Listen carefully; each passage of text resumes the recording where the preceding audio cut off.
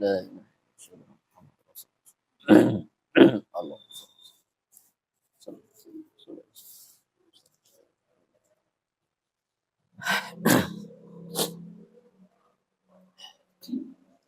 Innal hamdalillah nahmaduhu wa nasta'inuhu wa nastaghfiruh wa na'udzu billahi min shururi anfusina wa min sayyiati a'malina.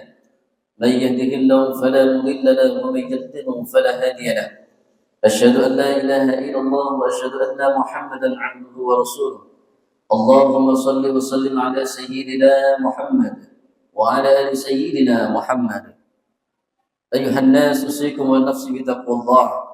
كما قال تعالى في كتابه الكريم أعوذ بالله من الشيطان الرجيم بسم الله الرحمن الرحيم يا أيها الذين آمنوا اتقوا الله حق تقاته ولا تموتن إلا وأنتم مسلمون وقال نبينا محمد صلى الله عليه وسلم اتق الله حيثما كنت وأتبع السيئة الحسنة تمحوها Khaliqin nas bi khuluqin hasanin.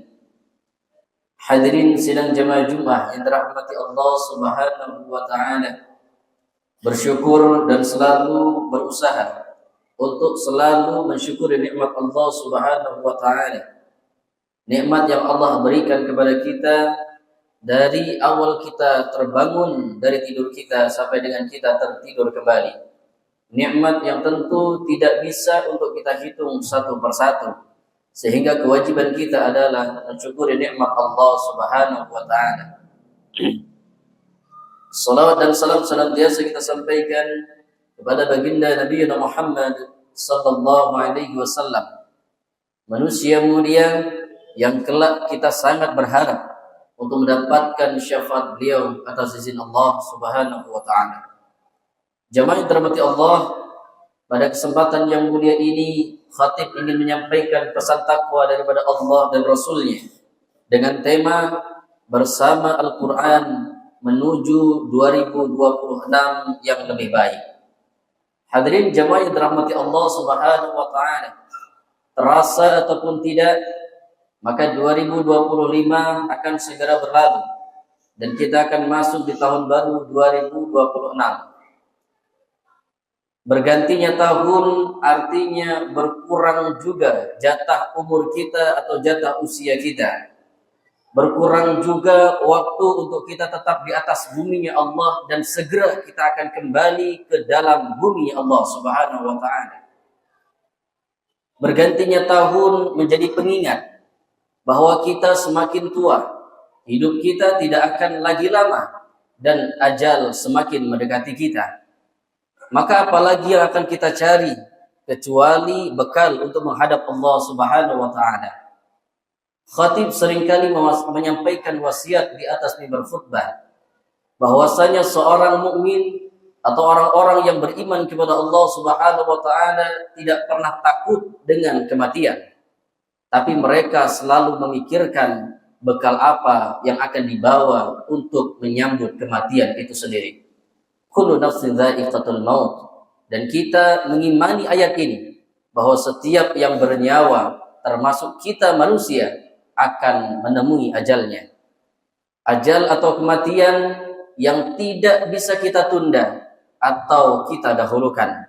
Ketika sudah tiba waktunya, maka disitulah kita akan mempertanggungjawabkan amaliyah kita di hadapan Allah Subhanahu wa taala.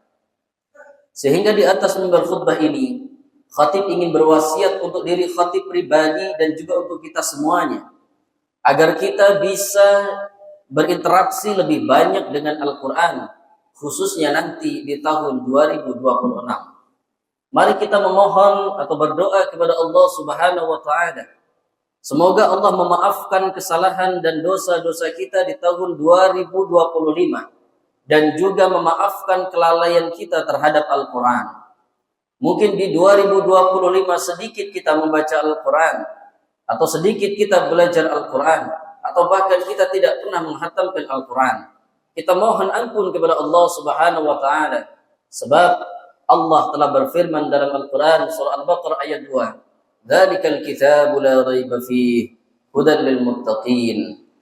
Kitab Allah Al-Quran adalah kitab yang diturunkan sebagai petunjuk bagi orang-orang yang bertakwa kepada Allah Subhanahu wa taala, dan Al-Qur'an tidak ada keraguan sedikit pun di dalamnya. Kami meyakini bahwasanya kita semua sudah sering mendengar bahwasanya Al-Qur'an itu sebagai pedoman, Al-Qur'an sebagai obat, Al-Qur'an sebagai juru selamat yang akan membawa kita kepada kebahagiaan dunia dan akhirat. Sebagaimana sering kita dengar hadis Rasulullah sallallahu alaihi wasallam, "Taraktu fikum amraini," atau fi riwayatin syai'aini. Telah kutinggalkan kepada kalian dua perkara atau dua hal yang kalau kalian berpegang dengan keduanya lan tadillu. Rasulullah sallallahu alaihi wasallam menggunakan harful lan yang bermakna tidak akan. Maka orang-orang yang selalu berpegang teguh dengan Al-Qur'an dan hadis, maka dia tidak akan pernah tersesat sampai kapanpun, sampai ajal menjemputnya. Hadirin yang dirahmati Allah, pertanyaannya, sudahkah kita menjadikan Al-Quran sebagai sahabat kita sehari-hari? Seberapa banyak kita berinteraksi dengan Al-Quran di tahun 2025? Adakah di antara kita yang mengkhatamkan 1 juz setiap bulan? Atau 1 lembar setiap hari? Atau mungkin 1 ayat setiap harinya? Atau bahkan 1 ayat pun tidak terbaca selama tahun 2025. Maka disinilah khatib ingin mengingatkan diri khatib pribadi dan kita semuanya, agar kita sama-sama kembali kepada Al-Quran, pedoman yang Allah kirimkan, yang Allah turunkan untuk kita, agar kita selamat fid dunya wal akhirah. Sebagaimana sabda Rasulullah sallallahu alaihi wasallam, "Iqra'ul Qur'an fa innahu ya'ti yaumal qiyamah syafi'an li ashabi." Bacalah Al-Quran, karena Al-Quran akan datang pada hari kiamat sebagai sosok yang memberikan syafaat kepada sahabatnya. Saudaraku kaum muslimin yang dirahmati Allah Subhanahu wa taala, kita bisa katakan untung saja Rasul berfirman Iqra'ul Qur'an, baca Al-Quran, bukan ihfadul Quran, hafalkan Al-Quran. Sebab Iqra'ul Quran insyaallah kita semua mampu untuk membaca Al-Quran, tergantung kepada diri dan hati kita masing-masing. Sampai dengan saat ini, seberapa tertariknya hati kita untuk mendapatkan pahala melalui Al-Quran.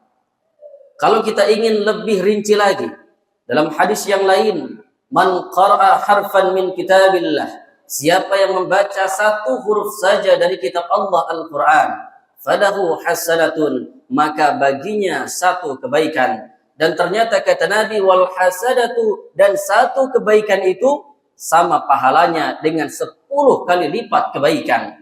"Walam aqul," kata Nabi, "aku tidak mengatakan alif lam mim harfun." Alif lam mim itu 1 huruf. "Walakin alifun harfun, wa lamun harfun, wa mimun harfun." Akan tetapi alif 1 huruf, lam 1 huruf, dan mim 1 huruf. Membaca alif lam mim sudah mendapatkan 30 kebaikan. Jamaah dirahmati Allah Subhanahu wa taala, kalau kita ingin menggunakan hitung-hitungan matematika, mari kita coba setiap harinya kita baca 1 halaman saja dari Al-Quran. Tidak usah banyak-banyak sampai dengan 1 juz. Kita mulai latih diri kita minimal 1 hari 1 halaman saja. Bisa jadi dari 1 halaman itu terdapat lebih dari 500 huruf Al-Quran. Lalu berapa pahala yang akan kita dapatkan hanya dengan membaca Al-Quran? Dan ternyata jemaah yang dirahmati Allah, tidak hanya membacanya, tetapi juga mendengarkan Al-Quran bernilai pahala di sisi Allah Subhanahu wa ta'ala. Jemaah yang dirahmati Allah, dalam hadis yang lain Rasulullah SAW menyebutkan, "Khairukum man ta'allama al-Qur'an wa 'allamah." Sebaik-baik di antara kalian adalah mereka yang belajar Al-Quran dan mengamalkannya. Mari sama-sama kita tanyakan kepada diri dan hati kita masing-masing. Adakah ketertarikan dalam hati kita sampai dengan saat ini untuk belajar Al-Quran? Atau kembali kita tanyakan, apakah kita sudah pandai membaca Al-Quran? Atau bahkan sampai dengan saat ini kita masih terbata-bata dalam membaca Al-Quran? Sedangkan kita selalu ingat ketika kita mengantarkan jenazah ke alam kuburnya, lalu ditalkinkan oleh imam, ma imamuka, siapa imammu? Akankah kita bisa menjawab, imami Al-Quran, atau Al-Quran imami, Al-Quran adalah imamku. Sedangkan faktanya, sehari-hari kita jauh dari Al-Quran. Khairukum man ta'allama al-Qur'an wa 'allamah. Sebaik-baik orang di antara kita adalah mereka yang senang hatinya belajar Al-Quran lalu mengamalkannya. Hadirin sedang jamaah Jumat yang dirahmati Allah Subhanahu wa taala. Kita ingat kembali pesan Nabi sallallahu alaihi wasallam yang insyaallah kita semua sering mendengar ini. Idza mata ibnu Adam, ketika anak Adam atau manusia meninggal dunia, inqata'a amaluh, maka terputus semua amalannya. Dia tidak lagi bisa salat, dia tidak lagi bisa sedekah, dia tidak bisa lagi berpuasa, dia tidak bisa lagi membaca Al-Quran. Seluruh amaliyahnya akan terputus, dia tidak bisa melakukan apapun. Ternyata kabar gembira dari Rasulullah sallallahu alaihi wasallam, ada 3 amalan yang pahalanya akan selalu mengalir walaupun kita sudah terbaring di alam kubur kita.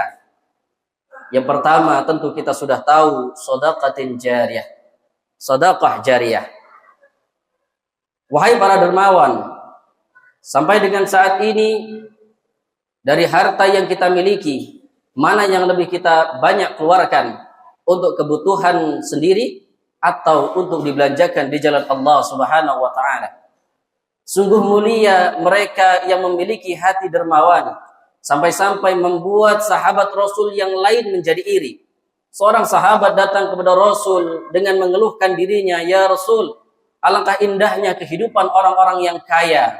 Mereka bisa bersedekah dengan hartanya, mereka bisa membangun jalan dengan hartanya, mereka bisa membantu fakir miskin, pembangunan masjid dan lain sebagainya dengan hartanya.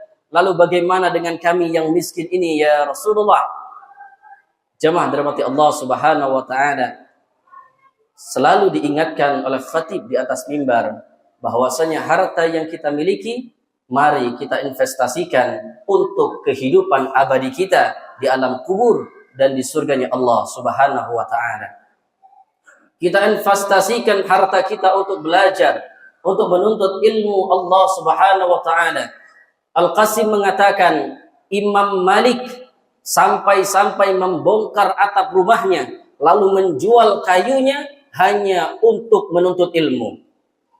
Seorang sahabat yang lain atau ulama tabi'in yang lain juga menceritakan hal yang sama.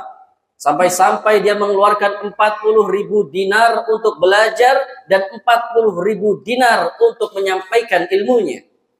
Lalu sampai dengan saat ini, berapa rupiah yang sudah kita keluarkan untuk belajar ilmu Allah Subhanahu wa taala, khususnya Al-Quran?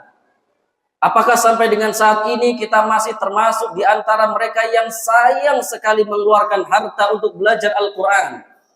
Merasa rugi untuk mengeluarkan sedikit hartanya untuk belajar Al-Quran, untuk belajar ilmu Allah Subhanahu wa taala, merasa mahal dan lain sebagainya.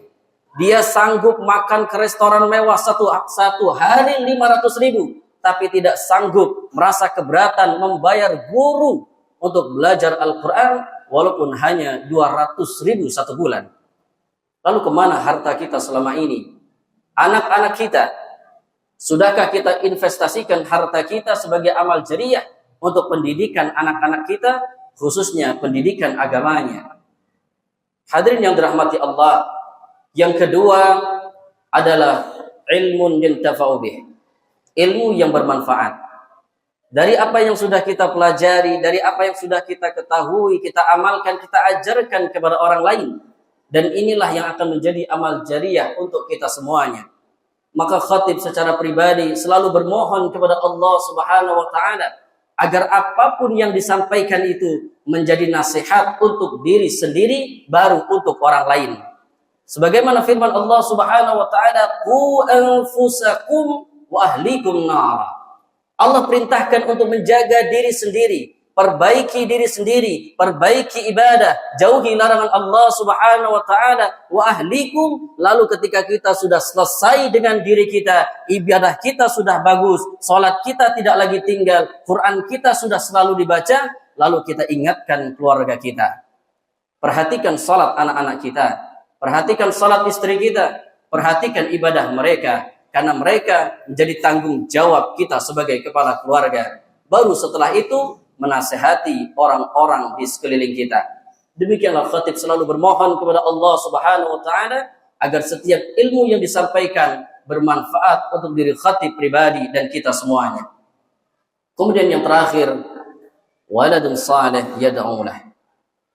Amalan yang tidak akan terputus pahalanya walaupun kita sudah terbaring di alam kubur yang gelap gulita adalah anak yang saleh yang mendoakan kedua orang tuanya. Jamaah yang dirahmati Allah Subhanahu wa taala, tidak salah ketika orang tua bercita-cita anaknya menjadi dokter. Tidak salah ketika orang tua bercita-cita anaknya menjadi ilmuwan, menjadi tentara, menjadi polisi, menjadi pejabat. Semua itu tidak salah. Tapi yang salah adalah ketika orang tua menginginkan anaknya mendapatkan jabatan dunia, tapi lupa dengan pendidikan agamanya. Maka Luqmanul Hakim ketika menyampaikan pesan kepada anaknya, pesan yang pertama disampaikan, ya bunayya, wahai anakku yang kucintai, la tusyrik billah, janganlah kamu menyekutukan Allah Subhanahu wa taala. Semoga jamaah sekalian yang dirahmati Allah, anak-anak kita adalah anak-anak yang akan mendoakan kita ketika kita sudah wafat atau kita sudah berada di alam kubur. Sehingga walaupun amalan kita sudah terputus, tapi amal jariah melalui anak-anak kita selalu mengalir. Amin, amin, ya rabbal alamin. Hadanallahu ikum ajma'in. Aqulu qali hadha wa astaghfirullah li wa lakum wa li sairil muslimin wal muslimat. Innallaha ghafurur rahim.